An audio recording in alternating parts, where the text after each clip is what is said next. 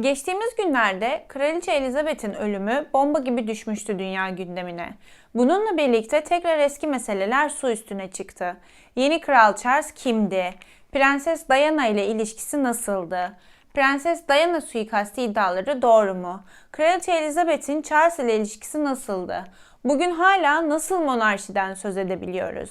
Neden İngilizler Charles'ı kral olarak görmüyor? Gelin hepsine bir bakalım.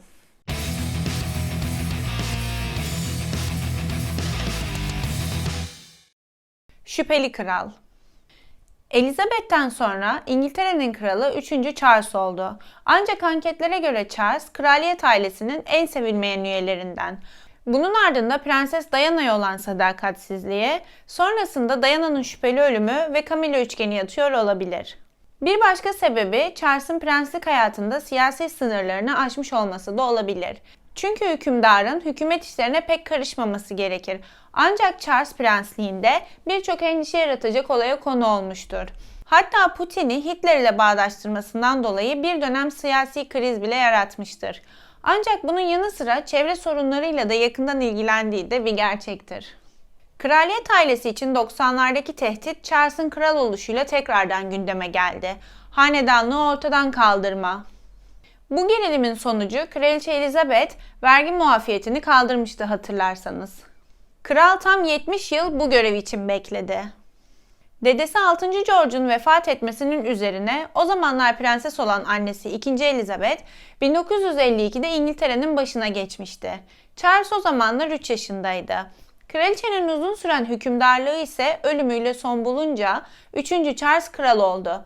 Böylece İngiltere'nin tahta geçen en yaşlı monarkı oldu. Elizabeth ise dünyada en uzun süre tahta kalan ikinci hükümdar olmuştur. Birincisi Fransa kralı 14. Louis'di. Birleşik Krallık'ta tam 70 yıl sonra taht değişti. Kraliçe 2. Elizabeth'in vefatının ardından tahtın ilk varisi Galler Prensi 3. Charles kral ilan edildi. 21. yüzyılda krallık mı kaldı dediğinizi duyar gibiyim. Aslında Britanya'nın anayasal monarşisi oldukça eskiye dayanıyor. Hükümdarın yetkilerinin sınırlandırıldığı ilk belge olan Magna Carta yalnızca 1215'te imzalanmıştır. Böylece Birleşik Krallık'ta demokrasinin temelleri atılmıştır. Ardından 16. yüzyılda ilk Brexit olarak tanımlanan olay gerçekleşmiş ve 8. Henry Roma Katolik Kilisesi ile yollarını ayırmıştır. Bununla birlikte Henry, Reformasyon Parlamentosu'nu kurarak parlamentoya geniş yetkiler vermiştir. Ardından 18. yüzyılda yaşanan iç savaş ve monarşiyi kaybetme, geri alma dönemi parlamento ile monarşinin savaşını güçlendirmiştir. Ancak o tarihten sonra parlamento yükselişe, monarşi ise düşüşe geçmiştir. Bugün hala varlığını koruyan İngiliz monarşisi ise aslında sembolik bir işleve sahiptir. Kral veya kraliçe ülke yönetiminde sadece verilen yasaları onaylama görevini icra ederler. Evet, gelelim asıl konumuz olan Kral 3. Charles'a. Charles, Kraliçe Elizabeth ve Prens Philip'in ilk çocuklarıydı. Tabii kraliçe o zamanlar kraliçe değildi. Edinburgh Dükü Philip ve Prenses Elizabeth evlendiklerinde sakin bir aile hayatı yaşamayı planlıyorlardı ve Malta'ya taşındılar.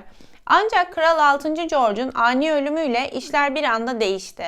Elizabeth artık kraliçe olmuştu. Bu birçok sorumluluğu da beraberinde getirdi. Artık hem bir anne ve eş hem de kraliçelik yapması gerekiyordu.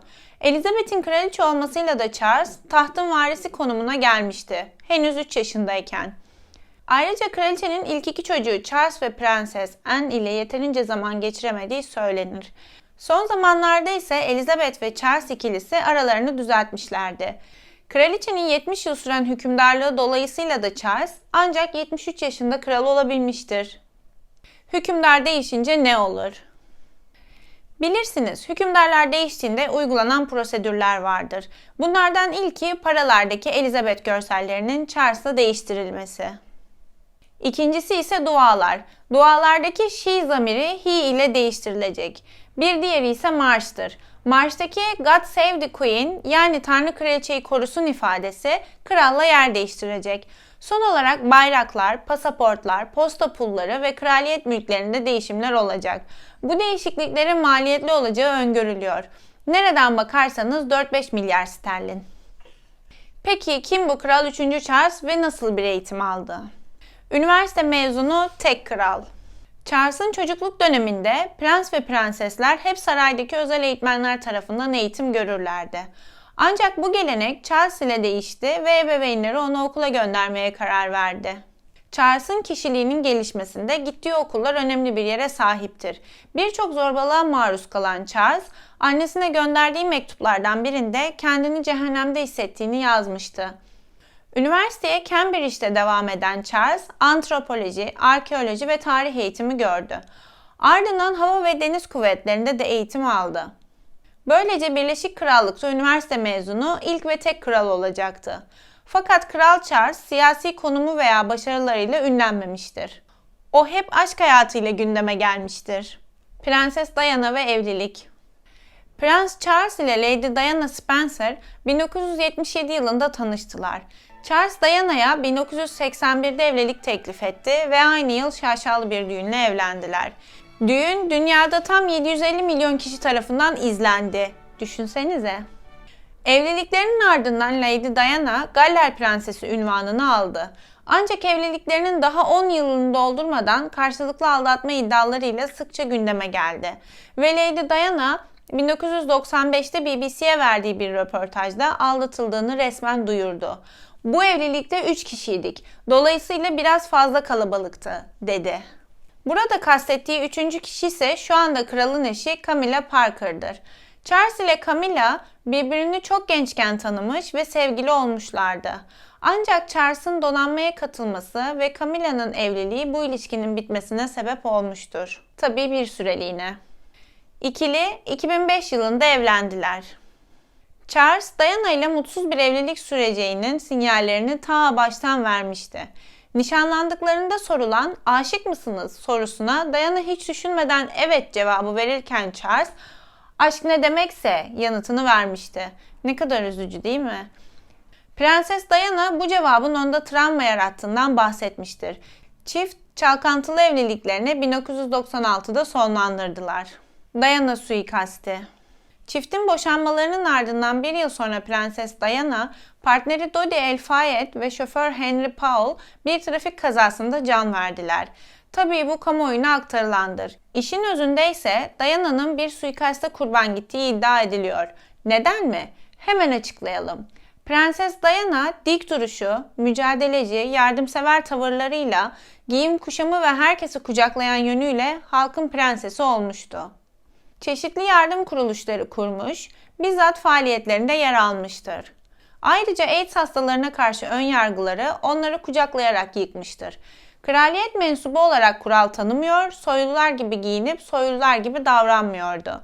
Prenses Diana siyasi bir güç haline gelmişti ve bunun kraliyet ailesini ne kadar rahatsız ettiğini tahmin edemezsiniz. Tüm bunlarla birlikte kazayla ilgili şüpheler de mevcut.